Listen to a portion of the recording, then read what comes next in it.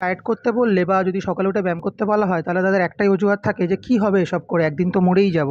তাদের উদ্দেশ্যে আমি একটাই কথা বলি যে মরে যাওয়ার আগে একবার কি দেখে যেতে চান না আপনার বেস্ট ভার্সনটা কী, আপনার শরীর কী অ্যাচিভ করতে পারে, আপনার বেস্ট ফিজিক্যাল ফর্মটা কী হতে পারে, শরীর কোনো রোগ ছাড়া, কোনো মেদ ছাড়া কেমন দেখতে লাগে, কেমন ফিল হয় ভেতর থেকে যখন জামা কাপড় ফিট হয়, যখন ঘুম ভালো আসে, যখন ডাইজেশন ভালো হয়, যখন সবসময় এনার্জেটিক ফিল হয়, ল্যাথার্জিক ফিল হয় না, স্লিপি ফিল হয় না, সারাক্ষণ একটা ক্লান্তি ভাব।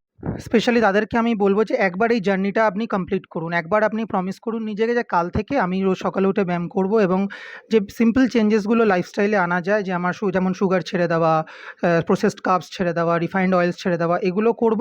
এবং একটা টাইম ফ্রেম ডিসাইড করুন নিজের জন্য যে ১ বছর বা ১.৫ বছর পর আমি দেখব আমার শরীরটা কী অবস্থায় আছে এবং সেটা ফিল করতে চাই, সেটা একবার দেখে যেতে চাই। একবার জাস্ট জার্নিটা স্টার্ট করুন। একবার তারপর আবার go back to your old self. আবার আপনি যা ইচ্ছে খান, যখন ইচ্ছে ঘুমান, যখন ইচ্ছে উঠুন, ব্যায়াম করবেন না। কোনো রকম রুটিন ফলো করতে হবে না। জাস্ট একবার, যাতে আপনি কম্পেয়ার করতে পারেন পরবর্তীকালে যে আমি ফিট হয়েও দেখেছি, আমি আনফিট থেকেও দেখেছি, আমার আনফিট হতে বেশি ভাল লাগে। সেই ডিসিশনটাও আপনি জেনে নিন। জার্নিটা যদি কোনোদিন কমপ্লিটই না করেন, যদি স্টার্টই না করেন, এক্সপেরিয়েন্সই না করেন, তাহলে কিন্তু আপনি কম্পেয়ারটাও করতে পারবেন না।